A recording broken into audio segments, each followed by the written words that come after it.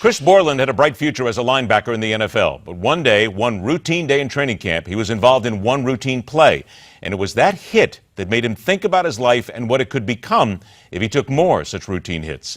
Now comes the fallout of his decision to retire at the age of 24 and some serious questions plenty of people would rather not answer. Our guest is a clinical associate professor at the NYU School of Professional Studies, also co-director of the NYU Sports and Society program. Let's welcome Lee Igle to MidPoint. Lee, thanks so much for being here today. Pleasure. Good afternoon. Lee, are we looking at something from Chris Borland's decision here that could indeed snowball and other younger players will start to reconsider the NFL? That is the question.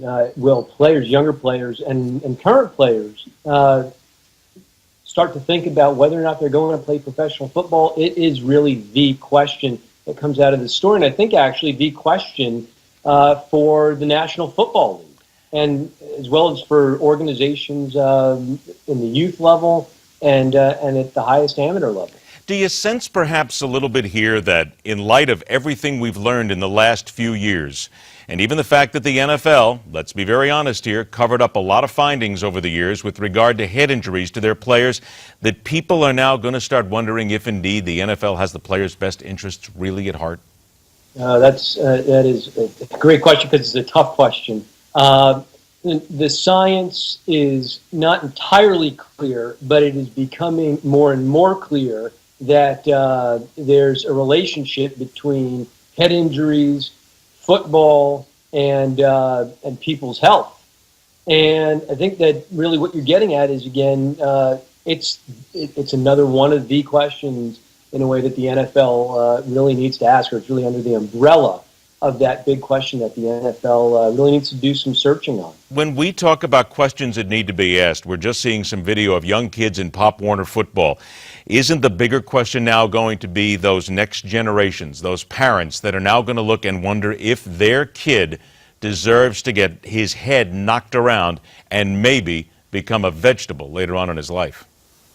Well, I mean, that's certainly a way to put it, but it's not even the next generations. It's the current generations, the ones who are out there already. But certainly in terms of possible next generations of NFL players, it's a question. We're starting to see parents pull their kids out of youth football programs. We're starting to see kids different ages question whether or not they should be getting involved in football. Some of that has to do with some other factors, different sports that they want to get involved in.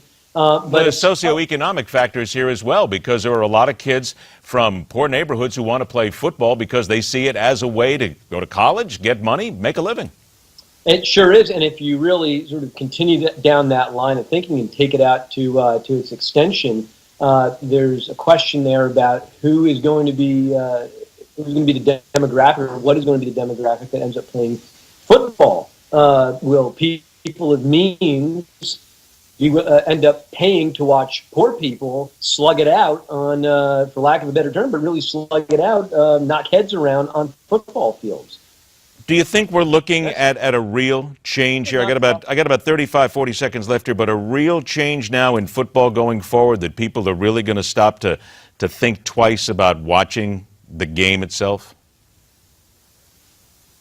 If they're going to want to think twice or be able to think twice, then yeah, they're going to have to do that. We're seeing some real connection between football, the way it's played, at least currently, and head injury and the effects on people's health. It's something certainly to look into.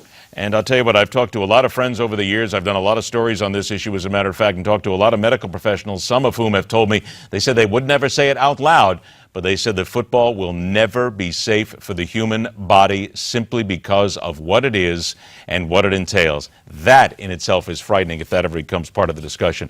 Professor Lee Igle, I want to thank you so much for joining us. I'll look forward to talking again. Thank you. All right, take care. Third and final Friday hour of MidPoint on deck. Another promise Barack Obama could not keep regarding American military overseas, and a promise that may yet be broken about becoming the first new Martian. Trust me, there are some people that we would like to send to Mars if we could only get them there. I'll bet you could say the same thing. Stick around. MidPoint will continue.